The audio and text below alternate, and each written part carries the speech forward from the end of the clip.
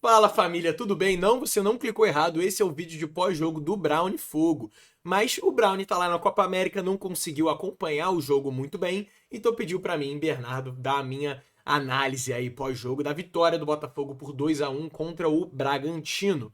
Então, pra quem não me conhece, já me dando aí uma introdução, eu sou o Bernardo, tenho meu perfil Central Botafogo no Instagram, no Twitter e, enfim, o Brown me pediu para essa moral para eu falar sobre o jogo. O Botafogo que venceu novamente, voltou aos trilhos no Brasileirão com a vitória de 2-1 contra o Bragantino no Newton Santos.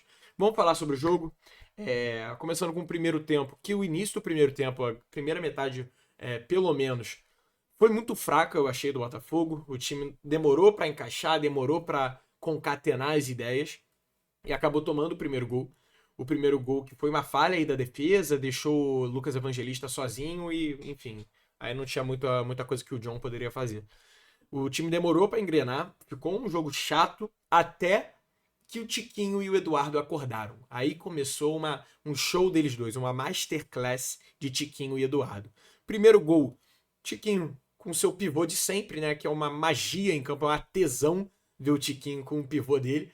Deu o pivôzinho, deixou o Eduardo, que ele foi lá e só chapou a bola. Eduardo voltando a marcar pelo Botafogo, voltando a ter boas atuações, né? Uma boa atuação, enfim, depois de muito tempo sem ver o Eduardo jogar bem.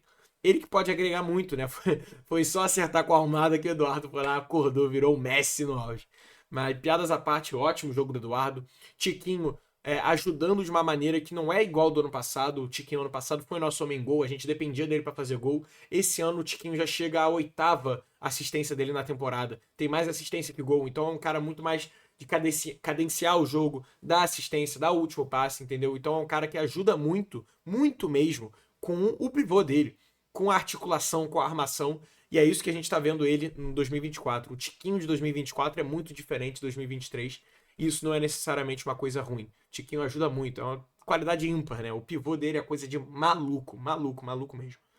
Mas aí fizemos o primeiro gol, empatamos o jogo, segundo tempo, sem Bastos. Bastos que parece ter machucado, né? Então torcer para ele não ser nada grave, torcer para ele conseguir se recuperar, porque para mim é o nosso segundo jogador mais importante da temporada depois de Júnior Santos. Então a gente precisa dele bem.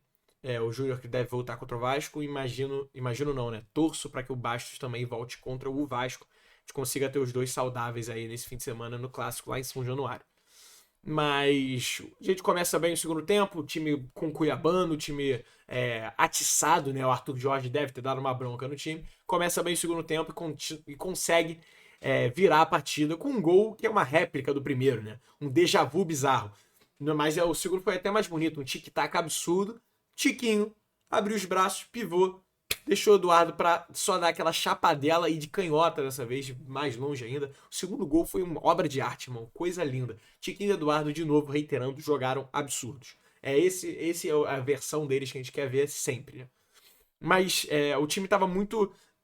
Ele estava muito energizado, né? Tomou Red Bull, mas cansou no meio do segundo tempo para frente, acabou cansando. Claramente deu para ver isso. O time estava exausto em campo. Até achei que o Arthur demorou para fazer algumas substituições. Só no final do jogo botou o PK e o Diego Hernandes. Mas para mim o time tava muito cansado, cara. Tava visivelmente. O Luiz Henrique tava morto em campo. Tava muito cansado do meio do segundo tempo para frente. Isso é um padrão que a gente tem visto, né, do Botafogo de Arthur Jorge. Virou costume o time sair entregando tudo de si em campo. Ganha, perde, empata, enfim. Mas sempre vai tentar até o final. Nunca vão desistir. Isso é uma coisa bem maneira. Todas as vitórias, assim, que o Botafogo teve com o Arthur Jorge, a maioria pelo menos, foi do time lutando até o final. O Botafogo tem feito muito gol no final do jogo e tal. E é muito bom ver o time sair com os 3 pontos e exausto em campo. Então os caras fizeram o trabalho deles, sabe? E aí a gente consegue virar o jogo. Segunda metade do segundo tempo, o time estava morto. Conseguiu segurar. O John, excepcional. Ele teve uma. Pô, a gente deu uma travada aí no primeiro tempo. Mas no segundo tempo fez possivelmente a defesa do campeonato até então. Juro. É absurda a defesa que o John fez. Realmente sinônimo de segurança. Sou realmente fã do goleiro John. Tá se mostrando um ótimo goleiro, uma puta de uma contratação. E agora a gente pega o Vasco no fim de semana. É um jogo que seria ótimo vencer, né? Um clássicozinho em São Januário, seria, pô, coisa linda. Botafogo agora, né? Agora eu tô gravando 10h10 agora da noite. O Bahia e o Vasco estão empatando, então o Botafogo tá ficando na terceira colocação do Brasileiro, apenas um ponto atrás do Flamengo, que é o líder do campeonato, mas acabou perdendo pro Juventude. Então o Botafogo tá no jogo, voltamos aos trilhos no Brasileirão. E torcer para essa vitória no fim de semana contra o Vasco, no Clássico. Torcer para Bastos também, para Júnior Santos também.